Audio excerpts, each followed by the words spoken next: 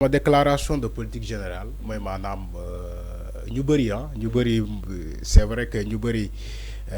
ci Sénégalais la population sénégalaise est tellement jeune beaucoup de jeunes daanu ñoo suivre déclaration de politique générale d'un premier ministre donc ñu bëri dañoo am ils ont hâte de découvrir la déclaration de politique générale donc dañoo yàkkamti pour voir comment ça se fait parce que daanu ñoon bàyyi xel ces déclarations de politique générale de Abdoul Mbaye en 2012 de Moustapha Niasse en 2001 aussi de Macky Sall donc en 2007 donc boo xamante ne ay premier ministre dinañ ko wax mais dama bëgg tuuti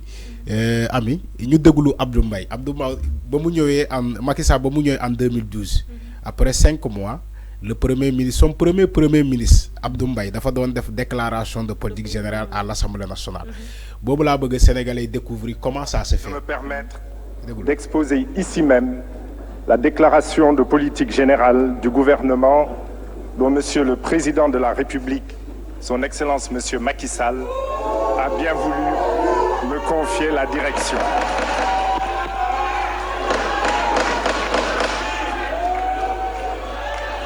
Attention, je redis aux gendarmes. Voilà. Il faut le laisser sortir.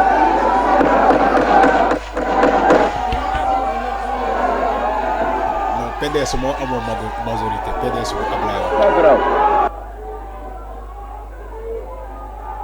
Vœu à la communauté chrétienne. C'est celui aussi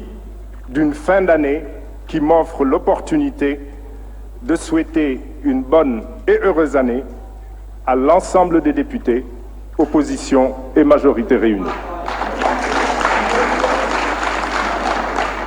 Oui, honoré parce que je considère que c'est toujours un privilège pour un Premier ministre de pouvoir s'adresser avec l'ensemble du gouvernement directement à la représentation nationale. Et je dis peu importe le contexte, car la motion de censure, à l'instar de la déclaration de politique générale, est un mécanisme prévu par notre Constitution, de même qu'elle est un rituel dont ne peuvent s'enorgueillir que les démocraties avancées. De ce point de vue, je me félicite, et ce n'est plus le Premier ministre qui parle, mais le simple citoyen, de vivre dans un pays où l'opposition parlementaire peut exprimer sa défiance vis-à-vis du gouvernement, à charge pour le chef du dit gouvernement de s'expliquer devant les représentants du peuple. Mais l'instrument ne vaut que par son usage et je ne peux manquer de nourrir quelques regrets. Là aussi, c'est le citoyen qui parle. Lorsque je vois la motion de censure ainsi dévoyée. Regrettons ensemble de constater qu'elle est dévoyée puisqu'elle est instrumentalisée, non pas pour marquer un désaccord par rapport à une politique menée et que l'on ne partagerait pas, ni pour défendre les intérêts du peuple sénégalais à qui nous devons notre présence ici, nous, parlementaires et gouvernements. Mais cela n'aura échappé à personne. La motion de censure qui nous vaut d'être réunis aujourd'hui n'a qu'un seul but, détourner l'attention des Sénégalais de l'entreprise d'assainissement de la vie publique qui est en cours, tout en tentant de ralentir les efforts de l'État dans ce sens. Il n'aura échappé à personne que le dépôt de cette motion coïncide avec le lancement de la phase active des investigations visant à faire la lumière sur des actes de pillage des ressources publiques dans l'objectif de rendre au peuple les biens dont il a été spolié. Alors, dañuy dagg tuuti boo gisee ma teg am pour Sénégalais yi am tuuti comment une déclaration de politique générale comment ça se fait xam nga Abdoul Mbaye bu ñu ñëwee en 2012 la fa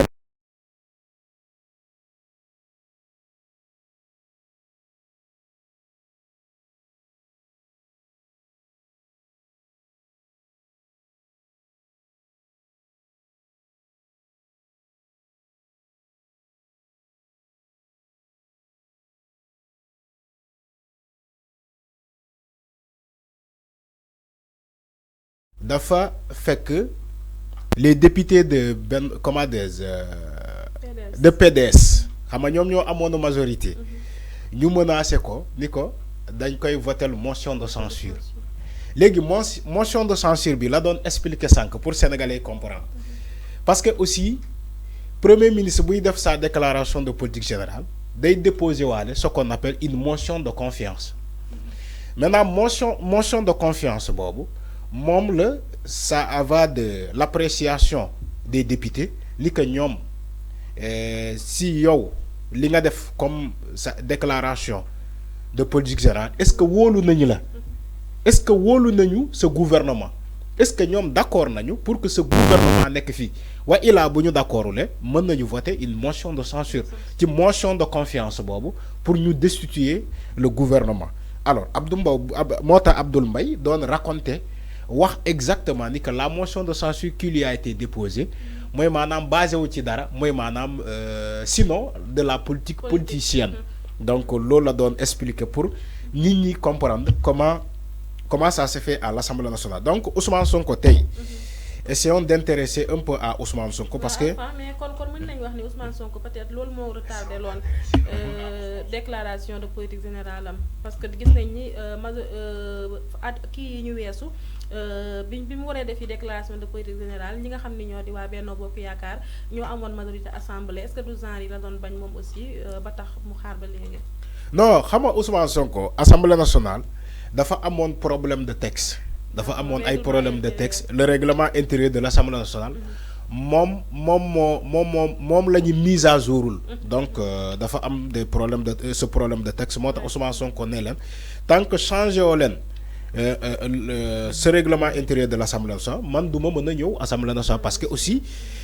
je ne peux pas venir dans une Assemblée nationale boo xamante reconnaître un premier ministre maintenant qu'est-ce que tu vas faire dans une Assemblée nationale boo xamante ne reconnaître un premier ministre moo tax Ousmane Sonko bañ ne leen tant que changé wu leen li dugal aussi le poste de premier ministre ci biir Assemblée nationale bi man du ma mën a ñëw ci Assemblée nationale boobu donc moo tax mu am quelques querelles ci Assemblée nationale mais après les députés même de Benno Bokk Yaakaar ñu mel ni Abdou Mbow et compagnie dañoo dem ba d'accord ni que effectivement c'est Ousmane Sonko qui avait raison ni que il fallait que ñu modifier les textes là pour Ousmane Sonko mën a ñëw tey Assemblée nationale aujourd'hui modifier nañu les textes yàlla amaana tey la tudd ni que Ousmane Sonko dina dem Assemblée nationale pour faire sa déclaration de politique générale donc dinañu ko xaar je sais dégg naa benn député bu Pastef ne les députés qui sont à l'Assemblée nationale du par exemple déclaration bi moo leen intéressé mais le fait que ñu jàkkaarloo ak Ousmane Sonko le fait que ñu jàkkaarloo ak Ousmane Sonko moo leen neex loolu la ñu soxla mooy maanaam waa ji namoo nañu ko il faut que les politiques qui sont aussi aujourd'hui au Parlement dañoo yàkkamti gis Ousmane Sonko mu ñëw face à eux devant eux muy voilà bi nga xam ne waa Pastef am nañ ko voilà exactement muy exprimer wu voilà dañ ko bëgg politiquement ba bu ñëwee sax Assemblée nationale yaakaar naa tey sax bu ñu defalee attention Sénégalais yi du ñu mën a concentré wu parce que foofu la ñuy nekk di tàccu Ousmane Sonko parce que dañ ko bëgg. waaw lu mu wax tuuti rek dañuy tàccu forcément. parce que seen mentor la. seen leader politique la. leader moom mooy président di parti PASTEF donc en même temps le premier ministre. donc tey bu ñëwee Assemblée nationale bu ñu amulee tuuti concentration les députés ils vont passer leur temps à applaudir parce que dañoo am cofeel ci Ousmane Sonko. tey Ousmane Sonko ñu ngi koy xaar ci ay axes yu bëri ci déclaration de politique générale bi ami loolu tamit foog ñu wax ko parce que aussi ñu ngi koy xaar pour mu wax ci la vision Sénégal 2050 ñu ngi koy xaar pour mu wax aussi ci la reddition des comptes parce que reddition des comptes bi lu mënul ñàkk la tey bu defee sa déclaration de politique générale ci information war na delluwaat le samedi mooy suba mu dem pour la formation de la haute cour de justice parce que haute cour de justice bi il faut que ñu créer ko te suba la ñu mën a xam ñan ñooy composer cette équipe là de la haute cour de justice loolu yëpp Ousmane Sonko dina ko fekkee te dina ko organiser te aussi loolu bu fekkee dina ko organiser cette haute cour de justice warul mën a bañ a ñàkk mu wax ci la reddition des comptes mooy maanaam képp ku sàcc les deniers publics mu orienté fan la ñu mën a jaar pour que ñooñu mën a fay xaalis bi donc loolu su lu impératif la loolu loo xamante lu mënul ñàkk la sénégalais ñu ngi koy xaar avec fermeté avec des pieds fermes ni que kan lan na Ousmane Sonko di wax ci déclaration de politique générale boobu ñu bëri sa curiosité boobu la ñu am ami même man mii sax journaliste boo xamante ne parfois je suis au devant de l'information mais mënuma la wax carrément ni que Ousmane Sonko lii ak lii lay wax mais ce qui veut dire que dina commencer dina wax ci ay points yu mel ni reddition des comptes mooy ñu sàcc xaalis bi dina aussi wax ci la gestion de l'ancien régime de Macky Sall lu ñu fi nekkee woon dina aussi wax ci ñoom lu ñu fi fekk te aussi lan lañu ko fas yéene yor lan entre temps lan la ñuy jot a réaliser et aussi seen projection donc fan la ñuy jëmalee askan wi fan la ñuy jëmalee Sénégal yooyu yëpp Ousmane Sonko dina ko wax ci sa déclaration de politique générale mais lu gën a important mooy maanaam ami mu ñëwaat largement ci le contexte actuel donc boo xamante ne sénégalais yi amaana moom la ñuy xaar ci moom dund jafe-jafe askan wi way dund gu seer gi donc le panier de la ménagère loyer bu cher bi courant bu cher bi tout ça yëpp ñu ngi koy xaar ci moom Ousmane Sonko pour mu wax ko sénégalais pour ñu mën a dégg donc mën a comprendre aussi le nouveau régime donc ce tandem Diomaye Ousmane Sonko fan la ñuy bëgg a yóbbu Sénégal loolu je crois que sénégalais yëpp ñu ngi koy xaar avec des pieds fermes ci loolu. aussi problème université yi parce que problème bari na trop. oui surtout aussi su ma waxee ci cadre général bi moo tax ma ne la dina wax ci cadre général parce que université yi aussi il faut que mu wàcc jafe-jafe étudiants yi parce que on peut pas chaque année que les étudiants vivent la même situation donc problème de bourse par là problème d'achèvement des chantiers des universités l'université Assane Seck de Ziguinchor des bâtiments qui traînent depuis 2014 ba léegi pareeguñu donc tout ça il faut que Ousmane Sonko ñëwaat largement sur ça des contrats qui ont été signés donc ci Yamane par le régime de Macky Sall les contrats pétroliers et gaziers donc sur le plan sur le secteur de l'énergie loolu yëpp Ousmane Sonko dina ci ñëwaat largement pour sénégalais yi comprendre moo tax sénégalais yi dama gis sa engouement bi ami les gens voilà comme événement c'est vrai que DPG bi c'est comme événement c'est comme une fête nationale parce que booba léegi ñu ngi on voit les publications ni que ne ratez pas le 27 décembre ñu ngi xaar le 27 décembre surtout les jeunes de Pastef là dans les réseaux sociaux ils ont alimenté donc ça fait c'est de bonne guerre aussi ça fait aussi le charme donc de cette déclaration de politique générale parce que quand tu vois les jeunes de Pastef les Sénégalais en miniature ñuy posté la déclaration woy rendez-vous le 27 rendez-vous le 27 pour fàttali nit ñi ni que Ousmane Sonko tey la war a def sa déclaration de politique générale loolu moom dina tax événement bi ñëpp ko mën ko bàyyi xel parce que man bi may quitté sama kër tey si suba si dama gis sama kër déjà ñu taal télé yi dañoo oui mais bien sûr ami dama gis sama kër déjà voilà dama gis sama kër déjà gars yi jóg taal télé yi